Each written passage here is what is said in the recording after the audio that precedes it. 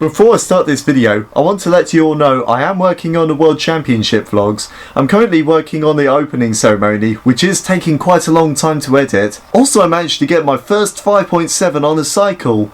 Unfortunately, it was off tape, but I do have a photo of what time I got on the cycle. Other than that, let's start my 7th interview on HCR104FM Saturday Sport.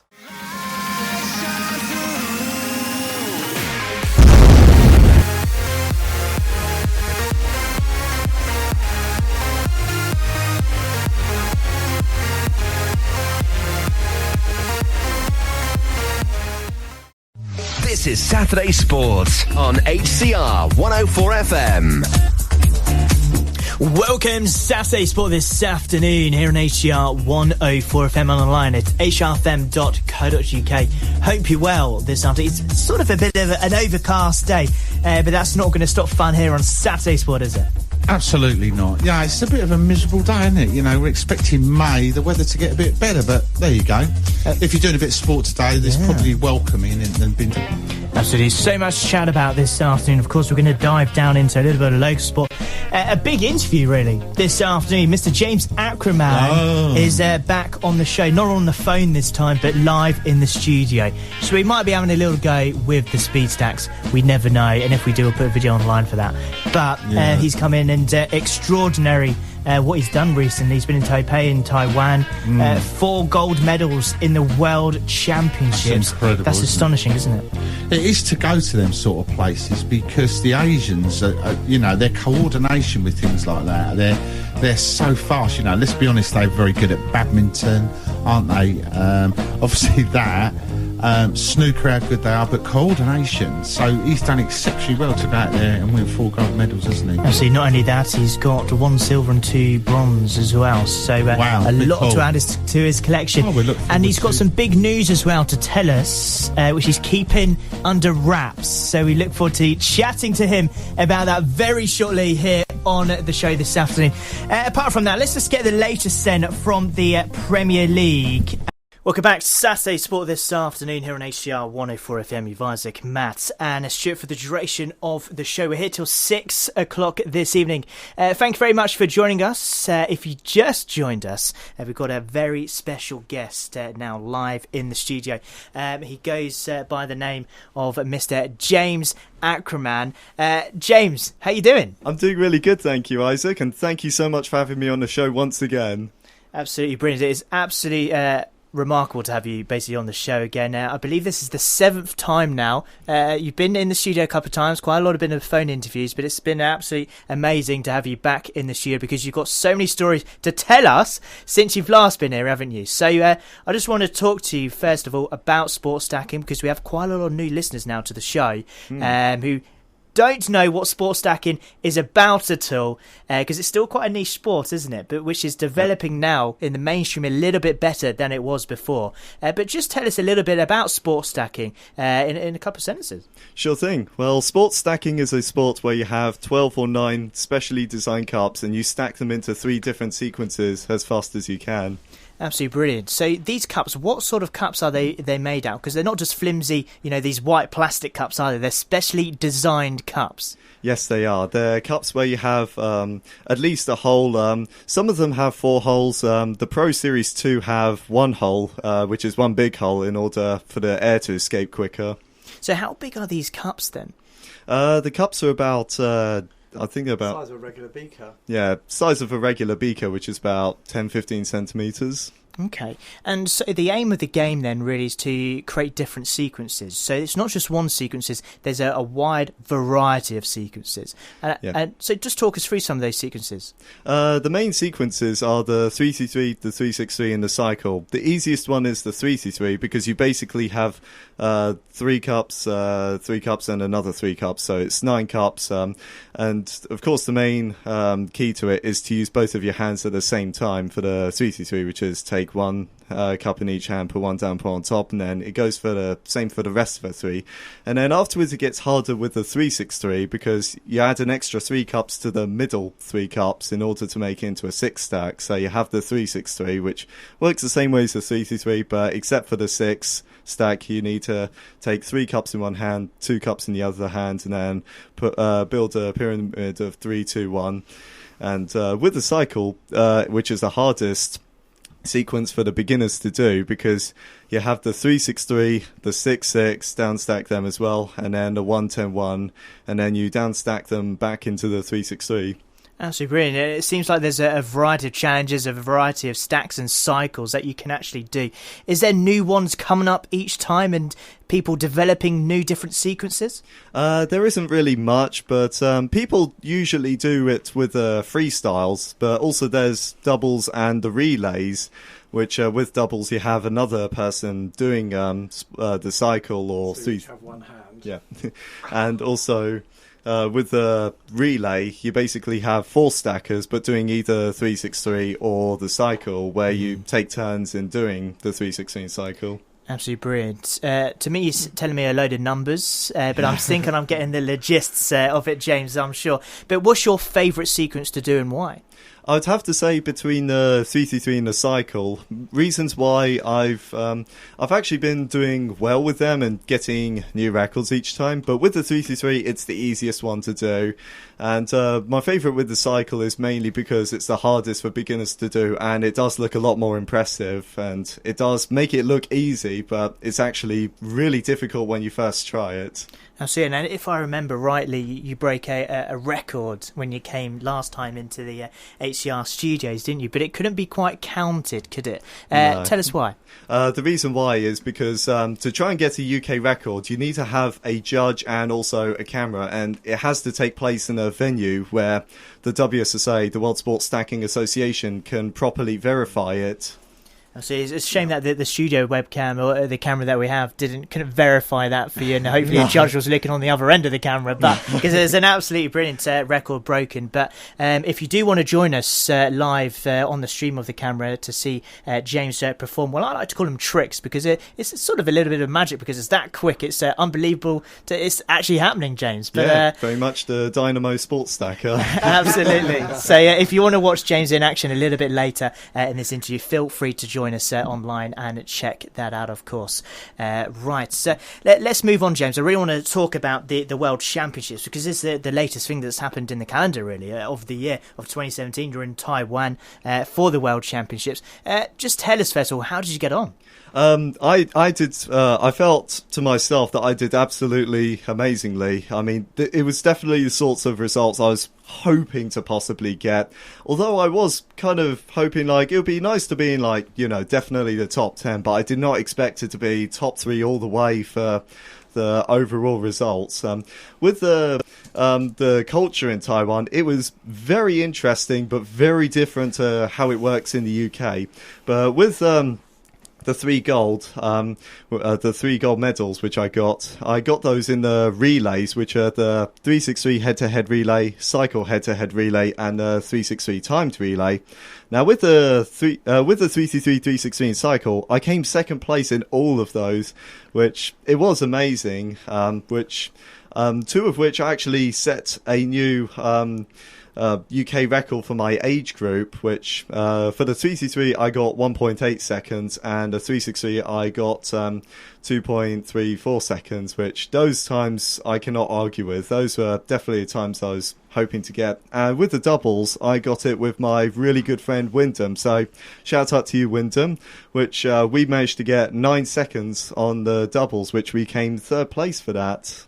That's absolutely brilliant, and we will take some videos of James doing some sequences and put them online, so you can see exactly what he's talking about and what he had to do at the World Championships to win these medals. It's absolutely astonishing, and a huge congratulations to you, James. It's fully deserved. And thank you very much. Is that one of the highlights of your sport stacking time in the sport at that World Championships? Absolutely, yes. I never in my life of going to World Championships, I've never managed to make it to the top 3 for everything. I mean, I made it to the top 3 for at least 2 or 3 of the sequences, but I never thought I'd make it to the top 3 for all of those sequences. It's definitely been my favourite World Championships I've competed in. And the toughest. And the toughest as well, because it's in an Asian country where there's 466 stackers overall, and most of which are Asian stackers. Normally at the World Championships you get 200, 250 at the most, but this time there were 466. Wow. So it's increasing in participation, not just in the UK, but around the world quite considerably now, I would assume? Yes, it is, yeah. Absolutely brilliant. 7 podiums, that's not a thing to go missed, of course. As you said, it's been difficult previously to get on those podiums, but to come away with 7 is such an achievement in itself. You must be chuffed with that, and some of maybe the other opponents getting a bit jealous now because you kind of took a lot of podiums at the same time. Absolutely, yes. It's definitely been the biggest highlight of my sports stacking career by far, I'd say. So what's next really for you, James, then, sort of after the World Championships? So what's next on the calendar? We've actually got the upcoming UK tournaments, which Dad's got a sheet over here. So if you want to say the names, Dad. yeah, it's only published yesterday, in fact. So this is a chance for stackers who are listening to be able to go along to one of these tournaments, and then they can get an official registered time for each of the sequences. So the first one that's coming up is going to be in Glasgow on July the 29th. And then it's going to be in Liverpool in August sometime, Birmingham in September, Ely in Cambridgeshire in October, Wales in August, and London in October as well. So there's tournaments coming up, and James will be hoping to get to quite a number of those. Absolutely brilliant. Right, we're going to be back very shortly here on Saturday Sports with James and Roger, sports stacking sensation. James will be talking to us more about what he's got coming up for the rest of the year, and more about sports stacking. Hopefully he's going to show some sequences. We might have a go, I'm not too sure. He keeps implying that we will, so we'll have to find out indeed. We're back very shortly, just after 5 o'clock, after the news, here on HCR104FM. Welcome back to HCR 104FM this afternoon here on Saturday Sport. Absolutely great addition to the sports show this afternoon. Of course, James Acraman is live with us in the studio. If you want to join us online, do go to the website www.hrfm.co.uk and do view the live video link here into the studio to watch James Acraman actually do a sequence. But James, I've got to ask you if you can talk us through a sequence and what you're actually doing in a sort of a slow motion style, so we can really get to grips of what's going on. So can you tell us about what sequence you're about to do now? The sequence I'm going to be demonstrating is the 3-3 stack, which is the easiest stack to do, for beginners to do. Sure. So what we have here are 3 sets of cups in 3 rows. So we've got 9 cups in total, but with the 3-3, the main key is to use both of your hands at the same time. So I'm picking 1 cup in each hand, so I'm putting one down and putting one on top. So it's sort of like a pyramid, sort of like triangle that you're putting 3 of these cups in. So there's, as you said, there's 3 rows of these cups, 3 in each row, and you're sort of putting them in a triangle, but doing that as a sequence going along from left to right, or can it be going from right to left? Is there a certain way you've got to do this? With the up stack, so what I'm going to show here, as I started on the left-hand side, I have to go back to from the left-hand side, but you can also start on the right-hand side as well, but you have to go back to the right-hand side once you've finished up stacking from right to left as well. So you can start either side. But whichever side you start up stacking on, you've got to go back to that side to down stack from. So you can't go up one way and back the other way. You can't do that. If you start from this side, you go up one way, but then you just go back to down stack that way. See, so Jen's done up the stack. He's got to go back to where he started to down stack. Okay. So to give the listeners an overview of what's going on here, James has got the 3 rows with the 3 cups in each row. He's up stacking them. I don't know if that's the correct terminology yes, there. It is. Up stacking them into sort of a triangle shape. So he's got 2 cups on the bottom, 1 cup on top. He's got them all in a row. So there's 3 rows of the same situation going on, and then he down stacks them to where he's originally started. That's correct, isn't it? Yes, it is correct. Bang on. Absolutely brilliant, Matt. So, and this comes in as what you class as the 3-3-3, yeah? And I suppose the difficulty to most people is being able to do that, but then the fact that you've got to go back to the start to actually down stack it. Yeah? Correct. Okay. How long would you say the average person would take to learn to do that? The average person, it usually depends, if they, are definitely good enough understanding, which with the people that we've been teaching, they've very much understood it really well. Usually it would take between about 10 to 15 minutes at times. Okay. Yeah, I would say. I mean, it's very easy. That's a nice thing with the 333 and the sports stacking is you can get in there. Literally, you've seen what it's done. So within 1 minute, you could then go ahead and do it. Yeah. Probably take most people 5 or 6 seconds to do that 333 sequence to start off with, and then you knock your time down from 5 or 6 seconds. Okay. So just talk us through this board that you've got the stack cups on at the moment. So this is basically to work out your time, is it? And talk us through how that works. With the time, you use both of your hands on the pressure pads. So I put both of them on the pressure pads. And once the traffic light goes green, that means you're ready to release. So going to be starting here. So once you release your hands off the tracker pad, that's when the actual time starts for you to gain your time and see where time you come in. And I presume that you've got to press both of your hands back on the tracker pad where their hands say to go, and that stops your time. And is this something that you have to do? Is this how it's all laid out at different championships and different matches? Usually it is, yes. But when it comes to when you're starting, of course, the cups have to be down stacked. And then once you've released, that's when you then up stacked. And then that's when you go back to down stack afterwards. And then you put your hands on the pressure pad to stop the clock. And then That's absolutely amazing. We are going to grab some videos and put them online, of course, of James doing some speed stacking and showing what he can do, basically. Matt? Yeah, I mean, it is quite astonishing to see the hand movement, and I suppose, repetition, like everything, you've learned over many years as to how you perfect it. But is there any little techniques that have helped you, say, go from being astonishing to just like top of the league? Would you say is it just really just practice that's kind of helped you? Would you say, James? Yeah. I would have to say that it's definitely the practice that have helped me, and also with the learning part. I was just trying to find the right words to use, like with how long it would take that person to learn and so on. But it's definitely the practice that has done it for me, and it's helped me with my hand-eye coordination and proprioception. Yeah.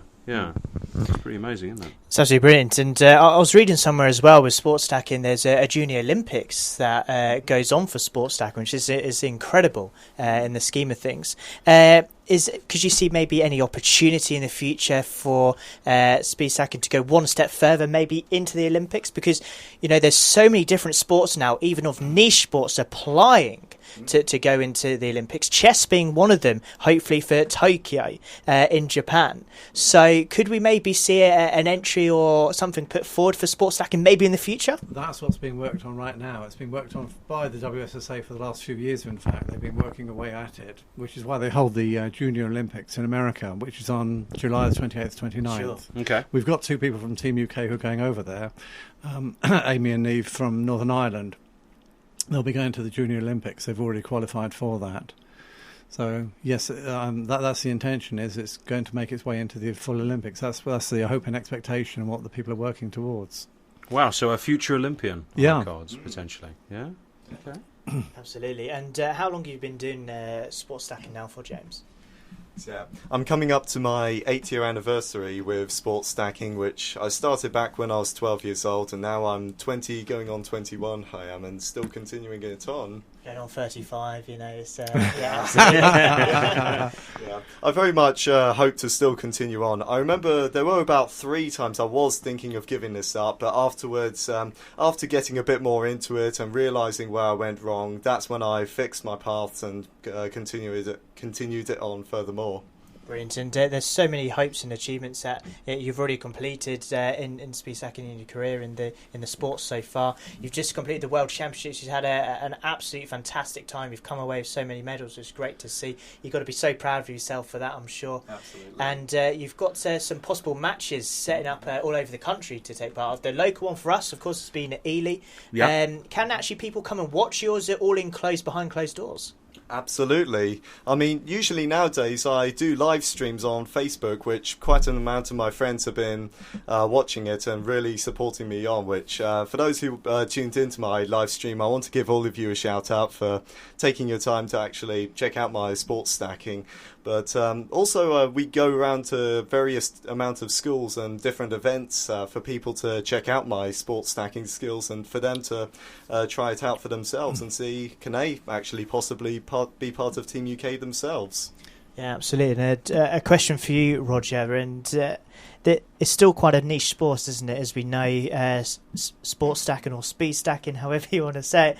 But what's the participation rate like at the moment? Because we are seeing it sort of go into a bit of mainstream now on different channels and terrestrial channels right across the world. Is that helping in a sense, or more people getting involved and sort of being notified that there is a different sport out here that people can participate in? Absolutely. I mean, it is still a minority sport. There's no two ways about it. But it's being played in nearly every single primary school that we've gone to, that we've been invited into. Every single primary school seems to be doing it, because there's been noted reports which have shown there's a link between using both your hands and your ability to learn as a child. Okay. So this is why it's really keen and really pushed within the schools.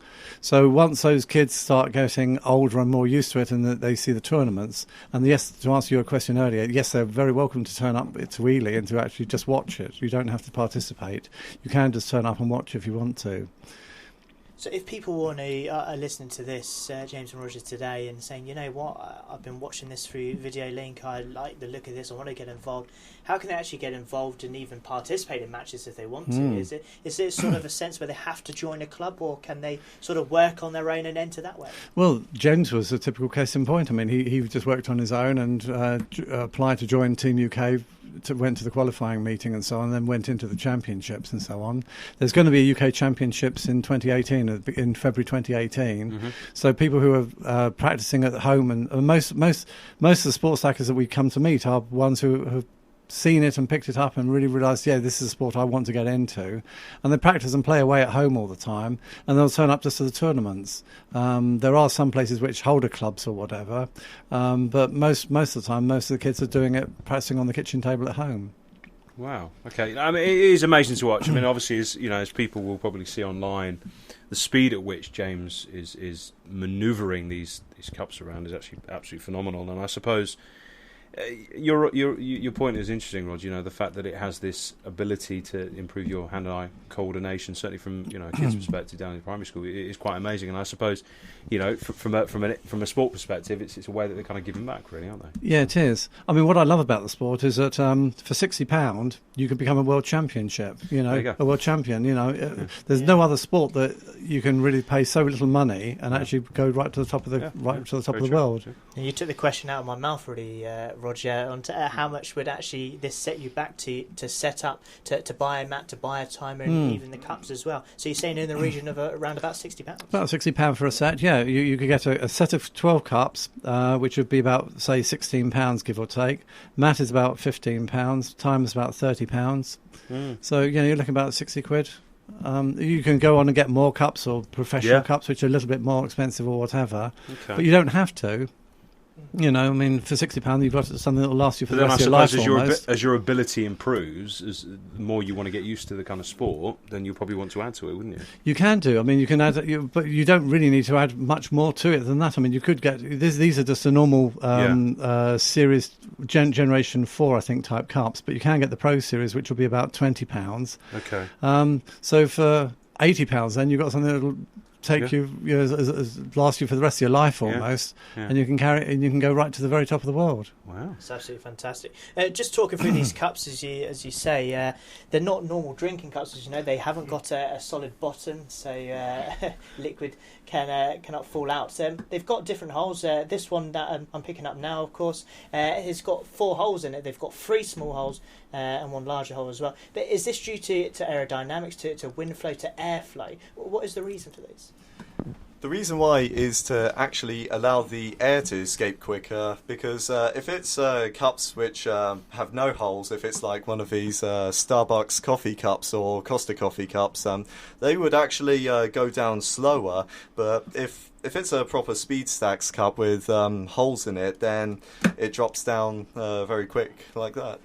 Absolutely, and I've noticed in the corner of the studio you've got some different style of cups, which has only got 1 hole in there. Why is that?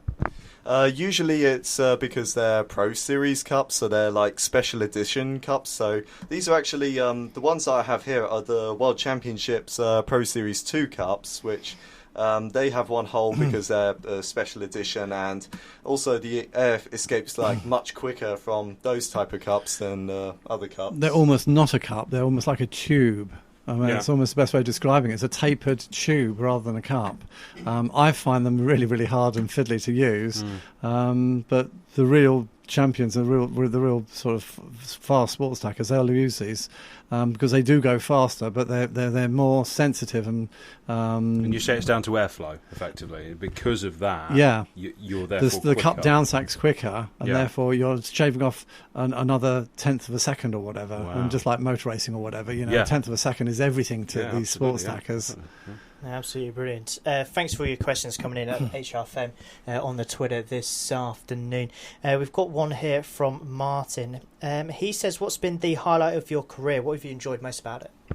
Oh, wow. I'd say with sports stacking, I'd definitely say the most enjoyable thing about it, it's kind of a hard question to say, but it's pretty much everything about it, which is lots of fun.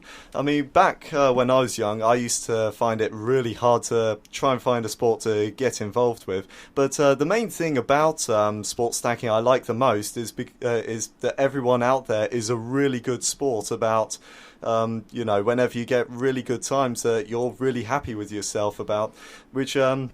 It's an unforgiving sport, but at the same time, it's definitely the sport where you feel a lot of great sportsmanship, and you can even get people asking for your autograph, even though you may not be that well recognised in your area or maybe in your country. But in the sports stacking world, you definitely have a lot of attention, and people like asking you for photos and getting attention with you. And what's been the highlight of your career so far, though? That was Martin's question. What's been the highlight of your career? Right. I'd say the biggest highlight of my career has got to be between Guinness World Records and this year's World Championships. Yeah, absolutely brilliant. We'll touch upon the Guinness World Records in just a moment. There's one here from Susie. She says, how would you describe sports stacking in 3 words? It's quite difficult, but we'll give it a shot. 3 words. One of them is consistency, another one is speed, and another word I'd have to say... Unforgiving, yeah. Absolutely brilliant. We'll talk more of James in just a moment, of course. And if you have any more questions before he goes, at HRFM on the Twitter, get in touch this afternoon.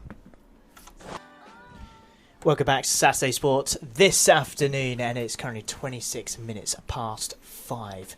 If you just joined us, we're in the studio live with James Acraman, World Championship holder with 7 medals, and we'll talk about that a little bit more in just a moment. But you are a Guinness World Record holder. There's a bit of a tongue twister, isn't it, if you try and say it too quickly. But tell us more about that, because you've not just won one, you've won a lot more than that, haven't you? Yes, that's correct. I am indeed a Guinness World Record holder for the fastest time to build 171 cups. My current world record stands at 1 minute 26.9 seconds, but I've actually got 3 Guinness World Record certificates, 2 of which shows the times I got. The other one is when I got 1 minute 30, which I actually got on December 10th, which I couldn't mention it on HCR104FM at first, or Saturday Sport, of course. But mainly because I didn't, as it wasn't fully verified yet, I couldn't mention it. But the main certificates are, the first one is to basically say I'm the world record holder for the 171. The other 2 says the times.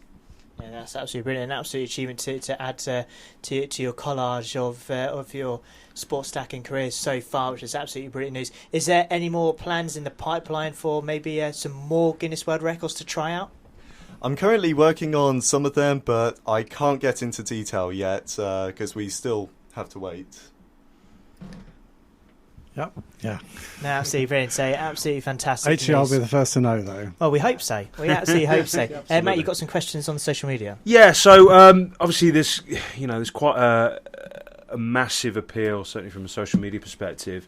How have you found the exposure when it comes to being online and putting it out there? Has it been as positive as you wanted it to be? You know, some of the comments that have come through, certainly on the back of the videos? That's a really good question. I actually do get most positive, but at the same time, I do get some negative comments, especially on the 171. People were commenting saying, like, that's really slow.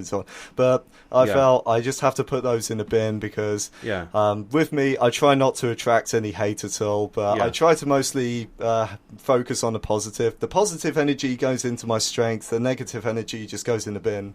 Okay, fantastic. And I know you mentioned off air you're currently putting together a book. Can you just explain a little bit more about Sure the book? thing. Yeah, I'm currently working on a book called the current title I'm working on is Jamie Explores a Mysterious Talent or Mysterious Sport. In the book, it's basically based on my life, on how I had to face things in the past, like trying to find the right sport and trying to find who I truly am myself. And in this book, I'm basically showing other people who don't have any talents and who aren't part of any traditional sports to show that you are important and there's something very special about yourself. Because I've come across people, even in school, when they were going on about that sort of thing, and I actually did say to them, you are important and there is something special about you. You may not know it yet, but you will soon discover it. And and in this book, I'm basically showing people like how to find your true talent and what you are good at and what your sport is as well. So I was basically showing from like when I was really young, trying to find what my true sport is and how I was before pressured into doing other sports which I never wanted to take part in. But afterwards, when I came across sports stacking, that's when it just all took off, and I decided to show the positives and at times the negatives about, you know, being part of that thing. But the main thing is focus on the positive. So good to hear. No, absolutely brilliant news. And I know you wanted to mention or give a shout out really to the Junior Olympics. Tell us more about that. Yeah, I want to give Amy and Neve Dummigan-Smith a big shout out and to really wish them the best of luck, because those two girls are actually the first Team UK stackers to compete in the Junior Olympics, because out of the 5 years of when Junior Olympics was on, none of Team UK have competed in the Junior Olympics, mainly because it's a long way and sometimes it clashes in with school days as well. But I really want to wish the two of you the best of luck. Absolutely brilliant news. And of course, you've just done the World Championships. You've got these potential matches coming up later in the year, as Roger's just pointed out very nicely, of course. But what's the plan with any more sort of championships in the pipeline? We don't really know where the World Championship's going to be next time. But as you say, the structures, they do one in Europe and different parts around the world. But what's next in the pipeline to tournaments-wise? To tournaments-wise, it's probably going to be in one of these UK tournament locations. Yeah, if you, it's going to all be published once it's all got finalised and so on. If people go on to www.thewssa.com, they'll see that and follow the tournament links in there. That'll be published in there. Or go to speedstacks.uk, not .co, but speedstacks.uk. Okay. Fantastic. We'll sure to check that out and publish that as well. So it's been absolutely great to have you on the show once again, James and Roger. Thank you very much for coming on. As always, we appreciate it a lot, and we wish you all the best for the future. And congratulations once again for the World Championships, all the time that you spent over there and gearing up for that. It's not an easy job, as we know, but just to have that level of concentration and travel so many thousands of miles to go and do that is just incredible in itself. But to come away with 7 podiums and the amount of medals as well is brilliant news. So huge congratulations on behalf of HCR 104FM for that. Thank you very much, Isaac, and thank you everyone at HCR for tuning in as well, and for listening to my story. And it's definitely been an honour to still continue on going to HCR 104FM. It's actually coming up to my 3-year anniversary of when I first went on HCR 104FM, and that's just completely changed my life from there. Absolutely. I didn't know that, but we do love statistics here. On HCR we do. Yes, we do. Absolutely brilliant. Thank you very much once again, James and Roger, for coming on the show.